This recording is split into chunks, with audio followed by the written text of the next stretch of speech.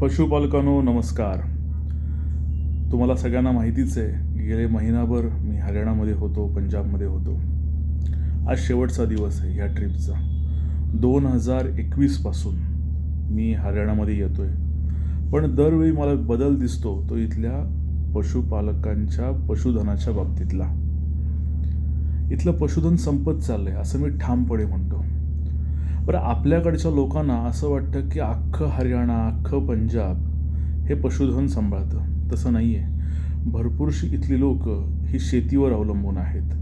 पशुधन हे खास करून हरियाणाचा जो राजस्थानला लागून असलेला भाग आहे, रोहतक, झांसी, हिसार, सिरसा ह्या भागामध्येच, जिंद या भागामध्येच पशुधन आहे. आणि हे 4-5 जिल्हे अख्ख्या भारताला म्हशी पुरवत आहेत.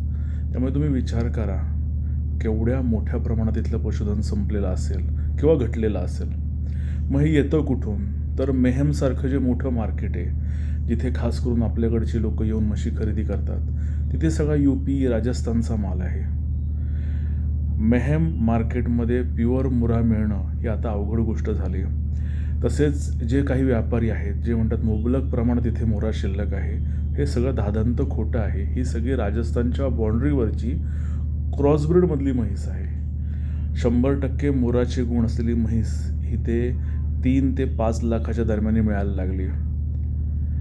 त्यामध्येही ज्यांच्याकडे ही म्हैस आहे ती लोक आपल्याला ती म्हैस देत नाहीत, कारण इथला लोकलचा 100-200 किलोमीटरच्या रेडियसला कस्टमर ती म्हैस घेतो, चांगल्या किमतीला घेतो. कारण हरियाणा हा असा प्रदेश आहे किंवा पंजाब हे असं स्टेट आहे की ज्या ठिकाणी आपल्यापेक्षा दुधाचे पदार्थ जास्त घरोघरी बनवले जातात आणि खाल्ले जातात. त्यांची सुरुवातच मक्खन लोण्यापासून सकाळी सुरू होते. परड्यासोबत ते मक्खन खातात. त्यामुळे चांगली एखादी म्हैस घरी दूध खाण्यासाठी इथले पशुपालक घेत असतात. त्यामुळे हरियाणा आणि पंजाबमध्ये चांगली म्हैस एकमेकांची खरेदी विक्री केली जाते. आपल्याला मात्र बॉर्डरवरचा कच्चा माल दिला जातो, जो ॲव्हरेज 10 ते 12 लिटरच चालतो. कोणीही इथे आपल्याला 20 लिटरची म्हैस देत नाही. जे कोणी यूट्यूबमध्ये दावे करत असतील ते सगळे खोटे दावे आहेत. आपल्याला इथपर्यंत येऊन म्हशी खरेदी करायला भाग पडण्यासाठी असलेली ती स्ट्रॅटेजी आहे, एवढं मी ठामपणे सांगतो. इथे तुम्हाला म्हैस घ्यायचे, आत्ता तुमच्याकडे काहीच नाही आहे, तर एक मानसिकता ठेवून या की 2 लाखाच्या आसपासची म्हैस, म्हणजे 1.80 ते 2.20च्या मधली म्हैस, चांगली म्हैस, 14 लिटरची म्हैस तुम्हाला मिळू शकते. तुम्ही जर 1.5 लाख रुपयाचं बजेट ठेवून आलास तर म्हैस मिळेल, पण ती महाराष्ट्रात जाऊन किती दूध देईल याची गॅरंटी नाही.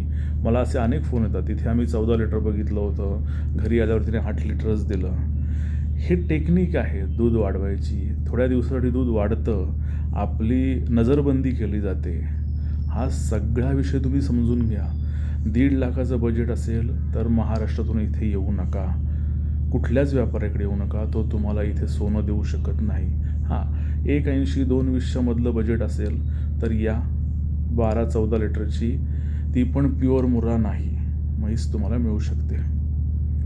आणि तुम्हाला खरंच टॉपचं ब्रीडिंग करायचं आहे, तुमचं बजेट आहे, तर मात्र या 3 लाखाच्या पुढची, 5 लाखाच्या आसपासची म्हैस घेऊन जा, ब्रीडिंग करा.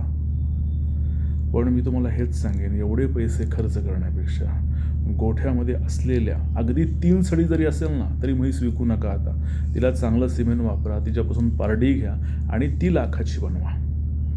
म्हैस विक्री महाराष्ट्रातल्या शेतकऱ्याने आता करू नये, कारण येणारा काळ विकलेली म्हैस तर परत देणार नाही, पण नवीन घ्यायची आपल्याला बजेटनुसार महाग वाटेल. त्यामुळे आत्ता गोठ्यात असलेल्या पशुधनापासून ब्रीडिंग करणं हेच महत्त्वाचं आहे. मला आज इथे असं वाटतं, इथे राहून, की मुर्रा असोसिएशन किंवा DFA महाराष्ट्र सुरू करण्यासाठी आम्हाला 10 वर्ष उशीर झाला. जर 10 वर्षापूर्वी आम्ही ह्या 2 संघटना सुरू केल्या असत्या तर महाराष्ट्रातल्या सामान्य पशुपालकाला खूप मोठा आधार मिळाला असता. पण हरकत नाही, हेही नसे थोडके याप्रमाणे सुरुवात तर झाली. ब्रीडिंगवर आपण काम करतो आहे. ज्याच्याकडे म्हैस नाही आहे त्याने त्याच्या बजेटनुसार जी योग्य वाटते ते 3 वेळा दूध बघून इथे किंवा राज्यामध्ये कुठूनही घ्यावी. पण महाराष्ट्रात आता ब्रीडिंग झालं पाहिजे, ही काळाची गरज आहे. दुसरी गोष्ट, ज्यांना साहिवाल गाई घ्यायचे त्यांच्यासाठी अजून गाई चांगल्या उपलब्ध आहेत, ज्या 80 ते 1 लाख रुपयाच्या रेंजमध्ये आहेत. ज्यांना जर्सीवर काम करायचं आहे त्यांच्यासाठी पण चांगलं ब्रीड भटिंडाच्या आसपास आजही उपलब्ध आहे, जे 1 लाखाच्या आसपास मिळतं. 20 लिटरची जर्सी आपल्याला मिळते. HFच्या बाबतीमध्ये पंजाब खूप पुढे आहे. HF ज्यांना हवे ते पंजाबमधून खरेदी करू शकतात. अगदी आपल्या लोणी बाजारमध्ये पण आता HF चांगल्या मिळतात, किंवा सोलापूरचा काही भाग आहे जिथे HFवर काम चांगलं झालं आहे. पण कळीचा मुद्दा हा म्हैस हा एवढाच आहे. त्यामुळे म्हशीवर काम आता महाराष्ट्रात होणं खूप मोठी काळाची गरज आहे. त्याचबरोबर भुसा. आता आपल्याकडचा कडबा महाग झाला आहे, भाताची पेंड पोळी महाग झाली, भुसा पण महाग होतो आहे. पण भुसा इतर चाऱ्याच्या तुलनेमध्ये मी म्हणेन आजही स्वस्त आहे. जर आपण सीझन सुरू होताना किंवा या महिन्यामध्ये स्टॉक करून ठेवला तर आपला सप्टेंबर, ऑक्टोबर, नोव्हेंबर ह्या महिन्यामध्ये त्याची आपल्याला गरज पडू शकते. ह्या भागातही भुसा कमी असल्यामुळे रेट जास्त आहेत पाऊस पडल्यामुळे. नाही तर ह्या दिवसामध्ये जे आत्ता 12च्या आसपासचे रेट आहेत, पोच 12 रुपये किलोचे, ते 10.5-11 रुपये असतात. पण ह्या वर्षी मार्केटच खूप वेगळं आहे, त्यामुळे ह्या वर्षी थोडीशी तुम्हाला महागातली खरेदी करायला लागेल. बाकी आत्ता ह्या भागामध्ये स्थलांतराचं प्रमाण पण खूप मोठं आहे, कारण गुडगाव, नोएडा, गाझियाबाद हे एरिया डेव्हलप होत आहे. इथले तरुण तिथे नोकरीसाठी प्रयत्न करत आहेत. त्यामुळे जशी आपल्याकडे परिस्थिती आहे की गावं ओस पडत आहेत, शहरं भरत आहेत, तशी इथेही परिस्थिती आहे. पण ह्या सगळ्यातून संधी आपल्याला एकच आहे की उद्या म्हैस कुठेच नसणार आहे. महाराष्ट्राने आज प्रयत्न केले तर उद्या महाराष्ट्र मुर्रा म्हैस विक्री करू शकतो, दूध उत्पादन चांगलं तयार करू शकतो. त्यामुळे संकटातून संधी ह्या म्हणीप्रमाणे आपण आता काम केलं पाहिजे, ठामपणे केलं पाहिजे. मी पुन्हा सांगेन, 17 मेच्या कार्यक्रमाला या. 17 मेचा मुर्रा असोसिएशनचा कार्यक्रम महाराष्ट्राला एक वेगळी दिशा देऊन जाईल. त्यामुळे ह्या छोट्याशा मेसेजसोबत ते आमंत्रणही मी तुम्हाला देतो. धन्यवाद.